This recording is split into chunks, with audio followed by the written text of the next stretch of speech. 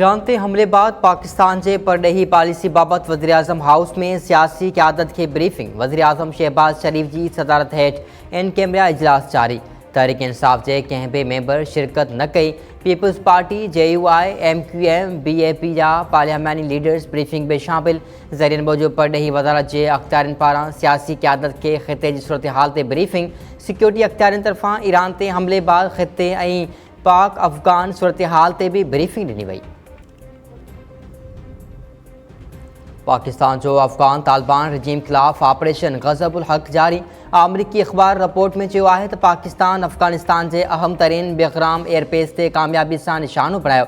हिकु aircraft hanger ऐं 2 ware house तबाह। सैटेलाइट तस्वीरूं बि साम्हूं अची वियूं।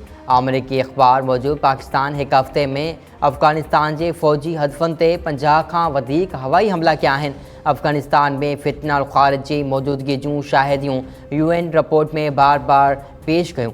सुध समा वारे वफ़ाक़ी वज़ीर अतातार चयो आहे त पाकिस्तान जी जवाबी कार्रवाई में अफ़गान तालिबान रजीम जा 464 ॼणा मारिया विया ऐं 665 खां वधीक ज़ख़्मी थिया आहिनि।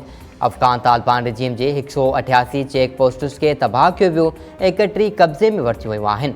192 टैंक, 72 बंद गाॾियूं ऐं आर्टिलरी गन्स तबाह कयूं वियूं आहिनि। अफ़गानिस्तान जे 56 हंधनि खे असराइती अंदाज़ में निशानो बणायो वियो आहे। ईरान आबनाई हम से मुकम्मल कंट्रोल हासिल करे वरितो। ईरानी फ़ौज वार्निंग जारी कंदे चयो आहे त कंहिं बि ॿेड़े गुज़रण जी कोशिशि कई त साड़े छॾींदासीं। ट्रम्प चयो आहे त ज़रूरत पवण ते आबनाई हम्स में कमर्शियल जहाज़नि सां गॾु अमरीकी नेवी गॾु वेंदी। जहाज़नि जी इंश्योरेंस ऐं अमरीकी मालियाती इदारो मदद कंदो। ऑयल टैंकर समेत समूरनि जहाज़नि खे इंश्योरेंस ऐं गारंटी फ़राहम कयूं वेंदियूं। मीडिया रिपोर्ट्स मूजिबि आबनाई हम्स बंदि थियण बाद तेल जी क़ीमतुनि में मुसलसिल वाध। अमरीका में ट्रेड थींदड़ तेल जी क़ीमतुनि में 1.2 वाध थी वई। एशियाई स्टॉक मार्केट्स में मुसलसिल ॿाराई जो शिकार। ॾखण कोरिया, जापान, ऑस्ट्रेलिया ऐं हांगकांग में कारोबार सख़्त मुतासिर। अमरीका ईरान जे हिकु आबदूज़ 17 सामूंडी जहाज़नि, फ़िज़ाइया रेडार सिस्टम ऐं फ़िज़ाई निगरानी जो निज़ाम तबाह कयो वियो। नई क़यादत जे चूंड लाइ थींदड़ इजलास खे बि निशानो बणायो वियो। नई क़यादत जा बि तक़रीबन अॻवान ॿारिया विया। सदर ट्रम्प चयो आहे त आबनाई हम्स में को बि ईरानी जहाज़ न आहे। ईरान ते 3 फ़ौजी कार्रवाई जी तयारी आहे।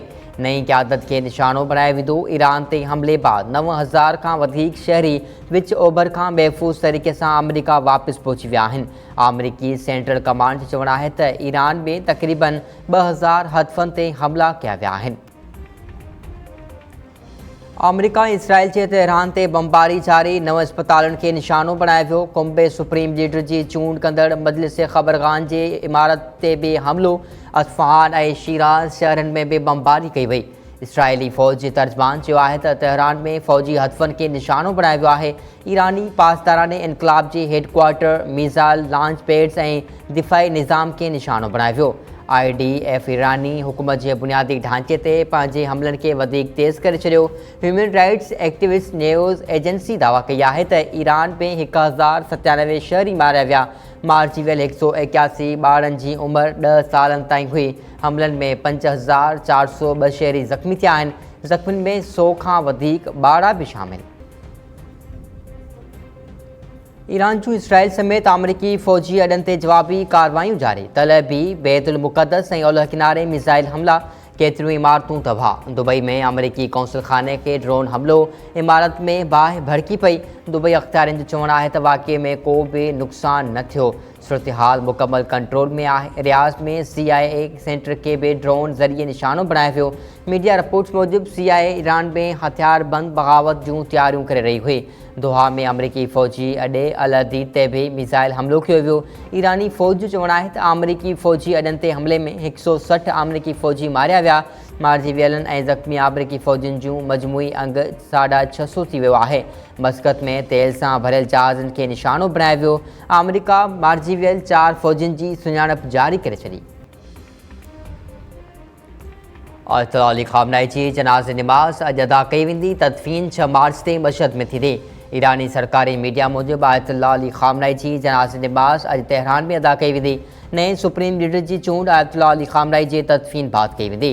इसराइली मीडिया दावा कई हुई त मुश्तबा ख़ामनाई नओं सुप्रीम लीडर चूंडिजी वियो आहे।